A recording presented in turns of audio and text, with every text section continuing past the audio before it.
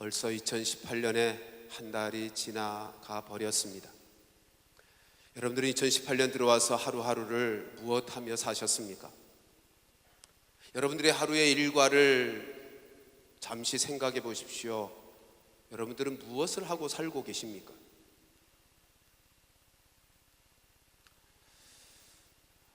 앤드루 머레이라고 하는 19세기 남아프리카의 성인이라고 알려진 앤드루 머레이는 이렇게 말했습니다. 함께 띄워주세요.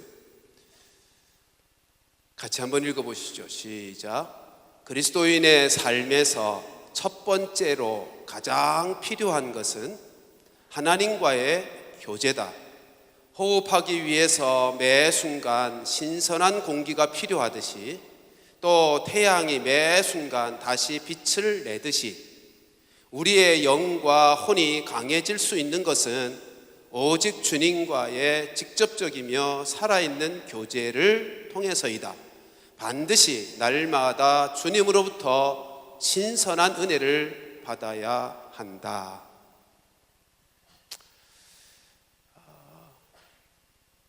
여러분, 지금 앤드루 머레이 목사님은 그리스도인이라면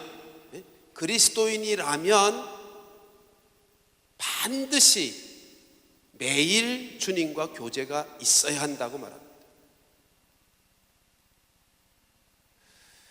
매일 주님과 교제가 있어야만 그리스도인답게 살 수 있기 때문입니다. 앤드루 머레이 목사님이 표현한 것처럼 우리 매일 호흡하잖아요. 매 순간 호흡합니다. 그렇듯이 영혼의 호흡이 이루어져야 돼요. 따뜻한 태양빛을 받아야 생명이 유지되는 것처럼이나 우리는 하나님의 은혜를 매일 받아야만 그리스도인답게 살아갈 수 있다는 것입니다. 여러분, 하나님이 인간을 창조하실 때 하나님의 형상으로 창조하신 이유가 무엇일 것 같습니까? 예수님께서 죄인된 인생들을 위하여 이 땅에 오셔서 십자가에서 당신의 모든 생명을 다 내어주시면서 우리의 죄 문제를 해결해 주셨는데 그 이유가 어디에 있다고 생각하십니까? 성령님께서 이 땅에 강림하셔서 우리로 거듭나게 하심으로 우리 안에 새 생명, 영적인 생명을 주셨습니다. 그 이유가 무엇입니까? 이 질문들의 답은 하나입니다. 하나님과 교제하는 인생을 만드시기 위해서입니다. 하나님의 형상을 따라 인생을 만드신 이유가 그러하고 우리의 죄 문제를 해결하신 이유가 그러하고 성령께서 우리 안에 영적인 생명을 살아나게 하신 이유가 그것입니다. 하나님과 교제하며 사는 인생을 만드시기 위해서. 오늘 본문의 말씀을 보실까요? 3절에 요한 사도는 성도들에게 편지한 하나님의 말씀을 전하는 이유를 밝히고 있습니다. 이렇게 말씀하죠. 우리가 보고 들은 바를 너희에게도 전함은 그 이유가, 그 목적이 있다는 것입니다. 그것이 무엇입니까? 너희로 우리와 사귐이 있게 하기 위해서다. 여러분, 근데 이 표현에서 너희로 우리와 사귐이 있다. 근데 이 번역은 조금 아쉽습니다. 이 말은 우리가 이렇게 이해되죠. 요한 사도가 편지를 썼어요. 요한을 A라고 하십시다. 편지 쓴 사람 A, 받는 사람을 B라고 하십시다. 받는 성도들을. 그러면 너희로 B로 우리 A와 사귐이 있게 함이니, 그게 목적이라는 거죠. 이 말은 어떻게 이해가 됩니까? 편지를 써서 나와 네가 A와 B가 교제하면 좋겠다, 그렇게 이해가 되시죠? 근데 사실 본문의 의미는 그것이 아니기 때문에 이 번역에 아쉬움이 있습니다. 만약 그렇게 이해하면 하반절이 어색해집니다. 보십시오. 하반절은 우리의 사귐은, A의 사귐은 아버지와 그의 아들 예수 그리스도와 더불어 사귀는 누림이라는 거예요. 그러니까 갑자기 편지를 쓴 것이 우리 번역대로 이해하면 내가 쓴 이유는 A인 나와 B인 너와 사귀기 위함이다. 그래 놓고는 갑자기 우리의 사귐은 A와 C와 사귐이야. 이게 말이 좀 어색하잖아요. 사실 원문의 뜻은 우리와 다음에 함께가 들어가야 됩니다. 이런 뜻이에요. 너희로 우리와 함께, 다른 표현으로 하면 우리처럼, 너희로 우리와 함께 우리가 사귀는 그 사귐을 하게 하기 위함이다, 그 말이. 그러니까 이런 거죠. 지금 사도 요한이 성도들에게 편지를 쓰면서 하나님 말씀을 전하는 이유와 목적이 뭐라고요? 우리가 하나님과 사귀든 너희도 하나님과 사귀게 하기 위함이라는 그런 의미의 말씀인 것입니다. 왜 요한 사도가 말씀을 전할 때 그 목적을 너희로 우리와 함께, 우리처럼 하나님과 그리고 아들 예수 그리스도와 사귀게 하려고 하는 것이라고 말씀할까요? 조금 전에 말씀드렸듯이 그게 창조의 목적이고 구원의 목적이기 때문이죠. 인생을 창조하시고 인생을 구원하신 목적이 하나님과 죄인이었던 인생, 그래서 하나님과 담을 쌓고 하나님께 떨어져 하나님과 상관없이 살던 인생으로 하나님과 교제하며 살도록 하신 것이 목적이라는 거예요. 자, 하나님과 사귐에, 하나님과 교제에는 두 가지 툴이 있어요. 두 가지 도구, 두 가지 통로가 있다고요. 그게 뭐죠? 말씀과 기도. 여러분, 근데 꼭 기억하십시오. 이 두 가지는 하나만 있어서는 하나님과 우리 사이가 교제가 제대로 되지 않아요. 둘 다 있어야 됩니다. 말씀만으로도 충분하지 않고 기도만으로도 충분하지 않아요. 하나님과 우리 사이의 교제는 말씀과 기도라고 하는 두 가지 도구, 두 가지 통로를 함께 가지고 있어야만 하나님과의 교제가 이루어진다. 지난주에 말씀에 대해서 살폈으니 오늘은 이제 두 번째, 실천사항의 두 번째, 오늘 기도에 대해서 살피려고 하는 것입니다. 한번 따라 하십시다. 기도로 바로 서자, 굳게 서자. 다시 한번 따라 하십시다. 기도로 바로 서자, 굳게 서자. 여러분, 기도가 무엇입니까? 이렇게 표현하고 싶어요. 이미 앞에서 말씀드린 것처럼 기도는 영적 호흡입니다. 이 표현이 갖는 의미가 뭐죠? 선택사항이 아니라는 거예요. 호흡 안 하면 죽잖아요. 우리의 영혼이 그래요. 기도라고 하는 것은 영적 호흡이어서 반드시 해야만 영적 삶이 가능한 거예요. 또 하나의 표현, 기도는 하나님과의 사귐이에요. 왜 하나님과 사귐이 이루어져야, 왜 하나님과 교제를 해야 되는 거죠? 하나님이 우리의 생명, 우리의 존재의 근원이니까. 여러분, 성도가 하나님과 사귐이, 하나님과 교제함이 없이 사는 건 사는 게 아닙니다. 성도가 성도로서 성도답게 살 수 있는 비결은 생명의 근원이신 하나님과 교제함으로, 하나님과 교통함으로 하나님으로부터 영적 생명이 흘러와야 돼. 하나님으로부터 영적 에너지와 영적인 생명이 흘러와야 하나님의 자녀답게 살 수 있는 거예요. 그래서 기도는 말씀과 더불어 하나님과의 사귐이라는 거예요. 오늘 기도라고 하는 큰 그림을 좀 전체적으로 함께 간단하게 살피려고 합니다. 첫째로, 그럼 기도 어떻게 하는 건가? 기도를 어떻게 해야 되는가? 여러분, 기도를 어떻게 하는가와 관련해서는 이렇게 말씀드리고 싶어요. 시간을 따로 떼어 놓고 기도하라는 것입니다. 기도 생활에 있어서 매우 중요한 것은 기도하기 위해서 시간을 따로 떼어 놓는 거예요. 마가복음 1장 35절 말씀을 보실까요?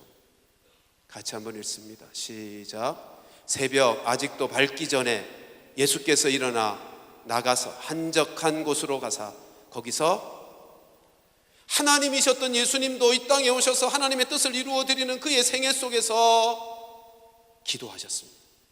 우리의 기도의 본을 보이셨어요. 이 말씀은 기도를 어떻게 하는지에 대한 모범의 말씀입니다. 언제 하셨다고요? 새벽 아직도 밝기 전에. 무슨 말이에요? 일상을 시작하기 전에. 내 머릿속에 복잡하고 번잡한 것들을 생각하기 전에. 어디서 했어요? 한적한 곳에서. 한적한 곳에서. 무슨 말이죠? 사람들 없는 곳, 달리 신경을 쓰지 않아도 될 수 있는 곳, 하나님과 나만이 만남이 이루어질 수 있는 그런 장소. 여러분 기억하십시오. 기도를 어떻게 해야 되는가 하면 한적한 시간과 한적한 장소에서, 다시 말하면 하나님과 나만이 만남이 이루어질 수 있는 그 방식으로 기도해야 되는 거예요. 예수님은 산상수훈에서 마태복음 6장 6절을 보면 신이 뭐라 그러죠? 골방에서 기도하래요. 골방에서.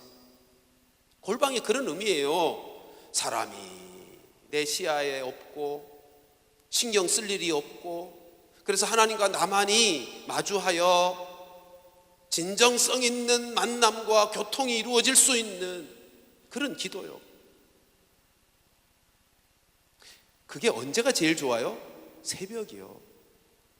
일상을 시작하기 전이 제일 좋은 거예요. 그래서 예수님도 새벽에 제자들도 내비두고 혼자 가신 거예요. 아까 마가복음 1장 36절 보면 제자들이 예수님 찾으러 나와요. 일어나가지고 나중에. 그런데 우리의 요즘의 현대의 삶은 새벽에 일어나기가 쉽지가 않잖아. 그죠? 만일 새벽에 하나님 만나는 시간을 따로 떼어놓기가 어려우신 분들은 일상의 삶 속에, 24시간의 내 일상의 삶 속에서 나는 언제가 가장 한적한 시간이고 언제가 가장 한적한 곳을 확보할 수 있는 시간인가를 찾아내세요. 그래서 하나님과 교제를 하셔야 돼요.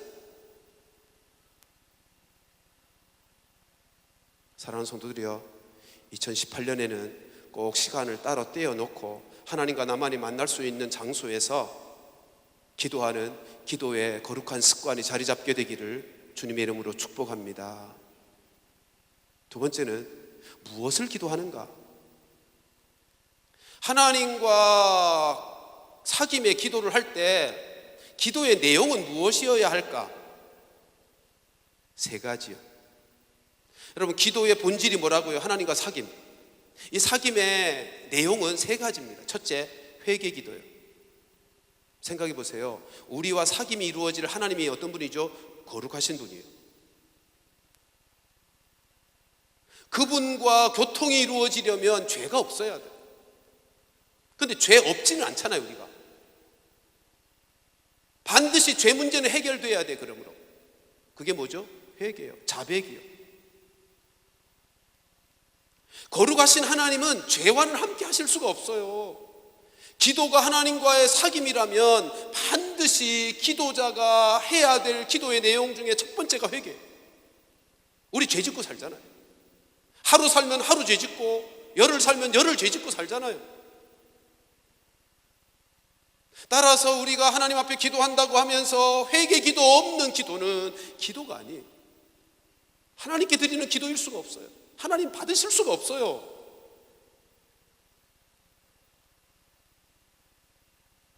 두 번째, 기도의 내용은 간구죠. 나의 필요를 구하는 것. 근데 간구에는 두 가지가 있어요. 하나는 나의 필요를 구하는 것과 또 하나는 다른 사람, 다른 그 무엇을 위하여 구하는 것. 이걸 중보기도라 그러죠. 나의 가족을 위해서 기도하는 것, 교회를 위해서 기도하는 것, 민족을 위해서 기도하는 것, 이거 다 간구에 속하는 기도이죠. 하나님은 분명히 우리에게 말씀하셨습니다. 구하라고. 여기 구하라는 것은 간구를 말하는 거예요. 마태복음 7장에 가서 보면 9절로부터 11절, 아니 7장에 가서 보면 시작은 구하라, 찾으라, 두드리라 이렇게 시작하셨어요. 그리고는 맨 마지막에 11절 보면 하물며 좋은 것을 주시지 않겠느냐 그랬습니다. 너희들이 달라고 하는데 하나님 아버지께서 좋은 거 주시지 않겠느냐. 그러니까 필요한 거 구하라는 거예요. 좋은 거 주시겠대요. 왜요? 그분이 아버지니까. 아버지라고요. 아저씨가 아니고 나를 생명으로, 당신의 생명으로 낳으신 아버지 되시는 분이시라고요. 좋은 거 주시겠대. 그래서 구하래요. 뭘 구해야 될까요? 예수님께서 기도를 가르쳐 주셨죠. 너희는 이렇게 기도하라. 너희는 이것을 기도하라가 아니고, 만일 너희는 이것을 기도하라 그랬으면 우리 주기도문만 기도하면 돼. 기도할 때마다. 왜냐하면 이것을 기도하라 그랬으니까. 근데 예수님은 이것을 기도하라고 하지 않고 이렇게 기도하라고 했어요. 이렇게 기도하라는 표현의 의미가 뭐죠? 기도의 원리를 가르쳐 주신 거예요. 그러니까 주기도문을 하면서 기도는 이렇게 하는 거구나를 배워야 되는 거지, 주기도문을 주문처럼 쓰는 게 아니에요. 자, 근데 주기도문, 너희는 이렇게 기도하라고 가르쳐 주신 주기도문을 보세요. 크게 두 그룹으로 나눠져요. 첫 번째 그룹이 하나님에 대한 기도고, 두 번째 그룹이 우리의 필요에 대한 기도죠. 이 순서가 갖는 의미는 우리의 모든 필요가 하나님을 위한 것이어야 참된 기도다, 그걸 가르치시는 순서예요. 여러분, 절대로 하나님은요, 우리가 기도할 때 우리 개인의 욕심과 욕망을 추구하는 기도를 드리라고 하지 않았어요. 하나님의 이름의 영광과 하나님의 나라와 하나님의 뜻이 이루어지기 위해 우리의 필요를 구하는 거예요. 그럴 때 진정한 우리의 삶의 축복이 되고 은혜가 되는 거예요. 우리는 부패했기 때문에 하나님의 영광을 위한 것으로 우리의 필요를 구하지 않으면 우리의 필요를 구하는 모든 것이 우리를 오히려 해치게 된다. 아무튼 순서가 갖는, 이렇게 기도하라의 순서가 갖는 의미는 그것이고요. 근데 우리의 필요와 관련된 기도를 보세요. 첫 번째가 세 가지인데요. 첫 번째가 뭐죠? 일용할 양식이에요. 원리적인 기도라 그랬어요. 일용할 양식은 육체적 필요를 구하라는 겁니다. 육체적 필요는 양식만이 아니라 건강도 있고, 그죠? 다양한 필요들이 있죠. 우리의 인생의 삶 속에. 그걸 구하라고 원리적으로 그냥 하나로 표현한 거예요. 일용할 양식. 두 번째 기도가 뭐죠? 죄 용서. 죄 용서는 정신적 필요에 대한 기도예요. 여러분, 죄 짓고 나서 모든 인생들은 양심이 있어서 죄책감에 시달립니다. 그러면 정신적으로 피폐해져요. 죄책감의 해결이 용서를 통해서 되지 않으면 그 인생은 얼마나 고통스러운지 몰라요. 그 인생이 아주 팍팍해집니다. 정신적 필요도 구하라는 거예요. 세 번째 기도는 시험에 들지 말게 해달라는 거죠. 이건 영적 필요에 대한 기도예요. 그러니까 보세요. 너희는 이렇게 기도하라. 어떻게? 우리의 필요를 위해서 기도하는데 육체적 필요도 정신적 필요도 영적 필요도 기도하라는 거예요. 그것이 무엇이 됐든. 근데 원리적으로 하나씩 더 보십시다. 일용할 양식은요, 현재적 필요를 위한 기도예요. 죄 용서는 과거적 필요의 기도예요. 지난날 잘못한 것 해결해 달라는 거예요. 시험에 들지 않게는 미래적 필요에 대한 기도예요. 앞으로의 미래에 하나님의 은혜와 인도하심, 다스림을 구하는 거예요. 그러니까 예수님께서 너희는 이렇게 기도하라고 하실 때 기도의 간구 기도를 말씀하셨는데, 그 간구의 내용은, 간구할 거리는 모든 거예요. 모든 것. 그러니까 구하지 못할 기도의 제목이 없는 거예요.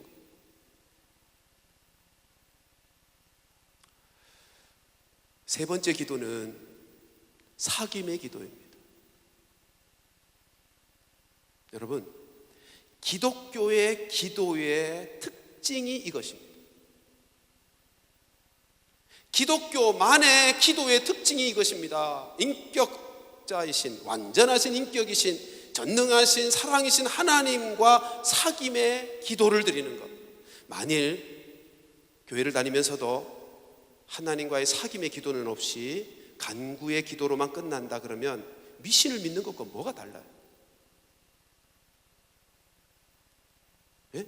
다른 종교와 다를 게 하나도 없는 거예요. 기독교가 다른 종교와 다른 이유 중에 하나가 우리의 기도는 살아계신 그분과의 인격적인 사귐이 있는 기도이기 때문입니다. 그러면 하나님과의 사귐의 기도는 도대체 어떤 것인가? 비유를 들자면 이것이요. 그분이 아버지라 그러셨으니까, 하나님이 나는 너의 아버지라고 표현하셨으니까 부모 자식 간의 교제를 생각하시면 이해하기가 쉬워요.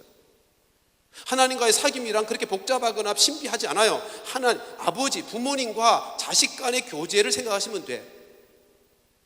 그 교제가 어떻죠? 그냥 일상을 나누는 거예요. 일상을. 그렇잖아요. 나 오늘 무슨 일 있었어요. 나 그 문제와 관련된 내 생각은 이래요. 나 미래는 이렇게 계획하고 있어요. 그 일상을 나누는 거예요. 그게 하나님과 사귀는 거예요. 여러분, 자식이 부모 앞에서 이런 일이 있었어요. 그러면 부모님 뭐라 그러죠? 아이고 참 잘했다. 나 이런 생각이 있는데요. 이런 계획하고 있어요. 야, 그건 이렇게 하면 더 좋겠는데. 부모가 그렇게 하시잖아요. 그게 교제잖아요. 우리가 하나님 앞에 가서 나의 모든 일상을 다 아뢰는 거예요. 그리고 내 생각을 다 내어놓는 거예요. 그러면 하나님께서 말씀하세요. 가르쳐 주세요. 잘못 생각하고 있으면 야, 그건 내가 이렇게 말했잖아. 그건 잘못 생각하는 거야. 이렇게 하는 거야. 일러주시고요. 깨닫게 하시고요. 그게 교제예요. 하나님과의 사귐의 기도의 첫 번째는 일상을 하나님과 함께 나누는 거예요. 두 번째, 사귐의 기도의 두 번째는요, 하나님을 묵상하는 거예요. 하나님이 어떠한 분이신지를 묵상하고 하나님이 행하신 일에 대하여 묵상하는 거예요. 네?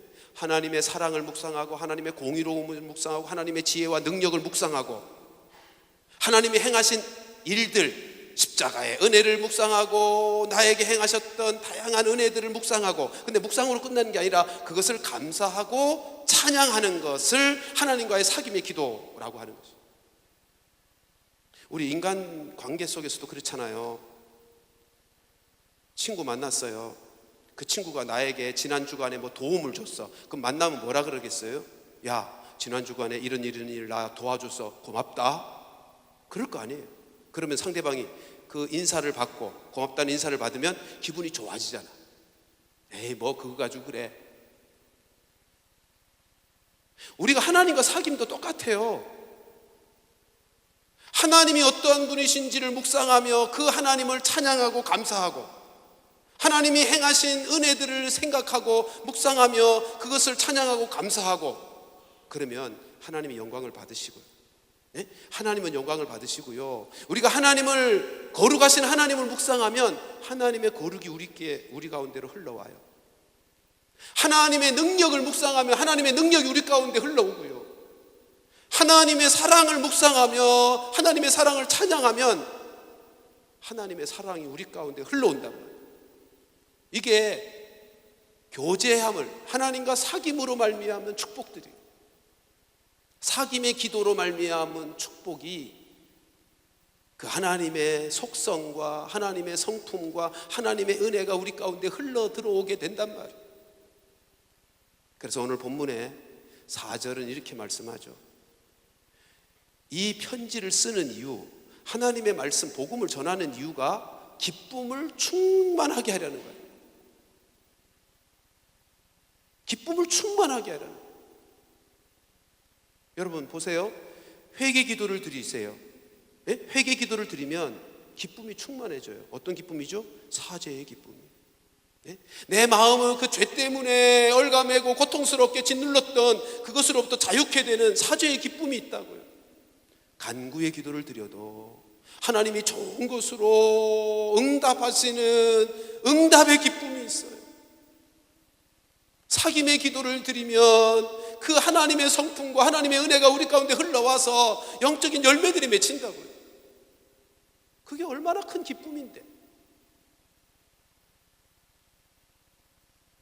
사랑하는 성도들이여, 2018년에 우리 모두 우리에게 큰 기쁨을, 그리고 큰 은혜와 하나님에게 있는 그 좋은 것들이 우리에게 채워지는 바 기도의 삶을 살아가는 기도의 성도들 되시기를 주님의 이름으로 축원합니다.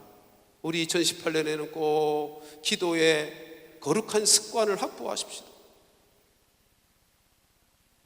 세 번째로 생각하고 싶은 것은, 근데 왜 기도를 안 할까 하는 것입니다. 왜 그런데 기도라고 하는 것이 그렇게 복되고 좋은 것인데 왜 기도를 안 할까? 여러분들의 마음을 좀 누그러뜨리기 위해서 이렇게 표현을 바꿔볼까요? 왜 기도를 못 할까? 바빠서요? 바빠서 기도 못 하시나요? 예, 부수적인 이유는 돼요. 근데 본질적인 이유는 아니에요. 본질적인 이유를 제가 노골적으로 오늘 좀 말씀드릴게요. 왜 기도를 안 할까? 두 가지. 첫째는 하나님 안 믿어서 그래요. 하나님보다 믿는 구석이 따로 있어서 그래요. 하나님 없이도, 하나님 도움 없이도, 하나님께 간구하지 않아도 내가 가지고 있는 것들, 내 열심과 내 능력과 내 지식과 내 경험으로도 충분히 살 수 있겠다고 믿을 구석이 있어서 그래요. 그래서 기도 안 하고 사는 거예요. 생각해 보세요. 나의 생명, 생사화복을 그분이 주관하시는 분이시다, 이거 믿으면, 그분이 온 우주와 역사의 주관자 되신 것을 믿는다면, 어떻게 그분의 결제 없이는, 그분의 도움 없이는, 그분의 인도하심 없이는 어떻게 하루도 불안해서 살 수 있겠는가 말이에요. 기도 없이 어떻게 살 수 있겠어요? 우리가 지식으로는, 입술로는 하나님 믿는다고 하지만 기도하지 않는 것은 하나님을 믿는 게 아니에요. 안 믿기 때문에, 실제로는 안 믿기 때문에 기도 안 하는 거예요. 누가복음 18장에 가서 보면 1절에서는 이렇게 시작합니다. 항상 기도하고 낙심치 말 것을, 낙심하지 말 것을 비유로 예수님이 말씀하세요. 그 비유가 뭐죠? 불의한 재판장 비유요. 그리고는 8절 마무리는 이렇게 해요. 내가 너에게 이르노니 속히 그 원한을 풀어주시리라. 그러나 인자가 올 때 세상에서 믿음을 보고. 여러분, 시작은 뭐로 시작했죠? 항상 기도하고 낙심하지 않는 기도의 사람 되기를 위해서 예수님이 비유로 시작했는데, 그럼 마무리가 기도하는 사람을 보겠느냐 이래야 되는데 표현이 어떻게 바뀌었어요? 믿음을 보겠느냐. 그게 무슨 말이에요? 기도는 믿음이라.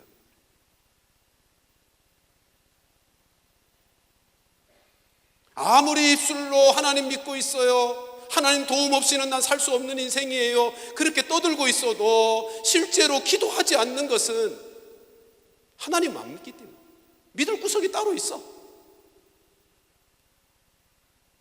또 하나의 이유, 하나님 사랑하지 않기 때문이에요. 하나님보다 더 사랑하는 게 많은데 뭐. 하나님보다 TV 드라마 보는 게 더 좋은데, 돈 버는 게 더 바쁘고 좋은데, 취미생활이 더 급하고 좋은데, 그러니까 기도할 시간이 없는 거예요. 우리가 진정 나를 구원하신 하나님을, 그 주님을 사랑한다면 그분과 시간을 따로 떼어놓고 만나는 그 일이 얼마나 존귀하고 영광스럽고 기쁠 일일까 말이죠. 근데 그거보다 더 좋은 게 많아. 내 마음을 빼앗아서, 내 시간을 더 빼앗아가는 것들이 더 많단 말이에요. 사랑하는 성도들이여, 진정 2018년에는 하나님을 믿는 믿음의 사람, 하나님을 그 무엇보다도 사랑하는 사랑으로 기도의 삶을 살아갈 수 있게 되기를 주님의 이름으로 축원합니다. 우리 꼭 기도하십시다. 믿음의 사람이 되시고 주님 사랑함을 우리 하나님 앞에서 보여드리십시오. 기도를 안 하면 그러면 어떻게 될까? 네 번째, 기도를 안 하면 어떻게 되는가? 첫째는 시험에 들어요. 네? 우리 겟세마네 동산에 있었던 마태복음 26장 41절에 그런 말씀 있는 거 아시죠? 예수님께서 자고 있는, 기도 못하고 자고 있는 제자들에게 뭐라 그러셨어요? 시험에 들지 않게 깨어 기도하라. 여러분, 시험에 안 들려면 기도밖에는 없는 거예요. 기도 안 하면 시험에 빠지게 되어 있어요. 지금 누가 이 말씀의 증인이죠? 베드로요. 베드로도 기도 안 했더니 시험에 빠지더란 말이에요. 우리는 두말할 것 없잖아요. 여러분, 아무리 영적인 뛰어난 경험을 많이 한 자라도 어제까지도 영적인 승리를 쟁취한 인생이라 할지라도 오늘 기도 안 하면 오늘 시험에 빠집니다. 그게 우리 인생이라고. 그게 우리 인생들이라고요. 어제까지 아무리 대단한 영적인 경험과 지식과 능력을 발휘한 인생이라 할지라도 오늘 기도하지 않으면 오늘 실패해요. 넘어져요. 그게 우리네 인생이에요. 기도하지 않으면 첫 번째 시험에 빠집니다. 여지없이 다 넘어집니다. 두 번째, 이렇게 말씀드릴게요. 능력 있는 그리스도인의 삶을 살 수가 없어요. 예? 아까 말씀드린 것처럼 기쁨도 없고요. 그리스도인의 삶에 기쁨도 없고 즐거움도 없고 영혼이 메말라 있고 능력 있는 그리스도인의 삶을 살 수가 없어요. 제가 지난 연말에 늦은비 특세 때 그런 말씀 드렸죠. 기도가 없는 신앙생활은 마치 기름 없는 자동차와 같다. 기름 없는 자동차와 똑같아요. 아무리 그 자동차가 멋진 디자인을 가지고 있어도, 아무리 최신의 기능을, 능력을, 기술을 탑재한 자동차여도 기름 넣지 않으면 자동차로서는 의미 없잖아요. 장난감, 쇼 윈도우 위에 올려놓은 장난감 자동차하고 다를 게 뭐가 있겠어요? 그리스도인의 삶이 똑 그래요.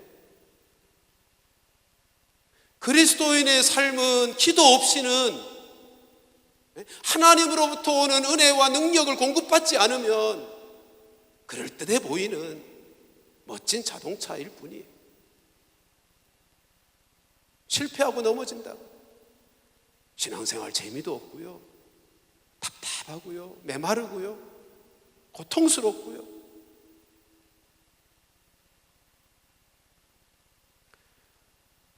능력 있는 그리스도인의 삶을 살 수 없어서 늘 실패할 수밖에 없는 못난 인생을 사는 거예요. 여러분, 그러므로 마귀가 행하는 최고의 전략이 뭔지 아세요? 기도 못하게 하는 거예요. 기도 안 하게 하는 거예요.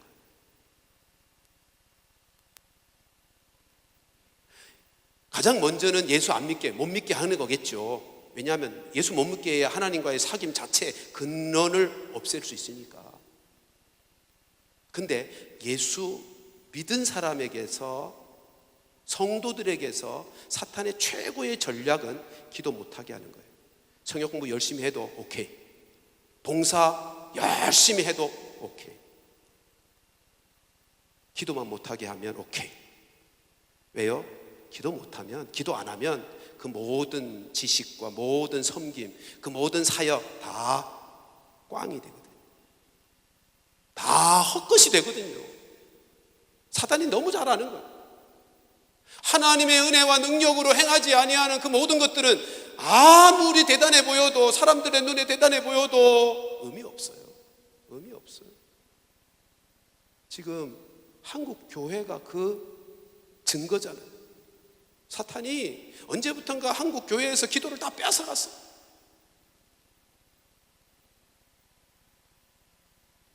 그러면서 한국 교회 겉으로 볼 때 너무 그럴듯하잖아요.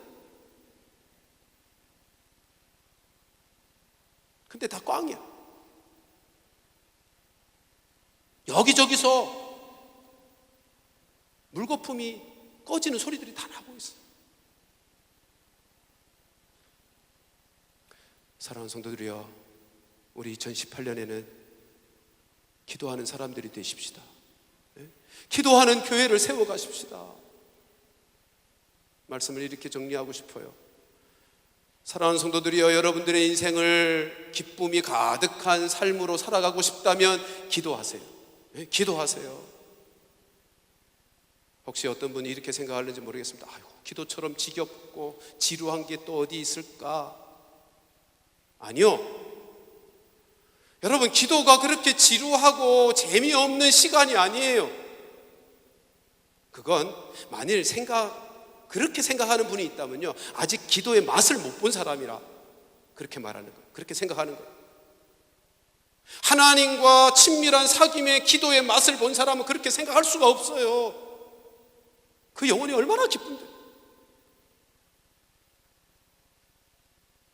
하나님과 사귐의 진정성 있는 기도를 경험한 사람은요, 그 영혼의 기쁜 맛, 그 누구도 알아주지 않아도요, 혼자 즐거워서 어쩔 줄 몰라요. 그래서 찬송도 부르잖아요. 내 기도하는 그 시간 내게는 가장 즐겁다고 고백하잖아요. 참된 회개와 참된 간구와 참된 사귐의 기도를, 그래서 하나님과의 나만의 친밀한 교제를 경험한 사람들은요, 그 기도 시간이 얼마나 귀하고 귀한지, 그 시간이 얼마나 즐거운 행복한 시간인지 고백한다고. 우리가 육신이 연약해서 삶이 분주해서 그렇게 못 사는 것이 안타까워 할 수는 있죠. 그러나 기도 시간이 지루하고 재미없어 그렇게 생각하지는 않아요.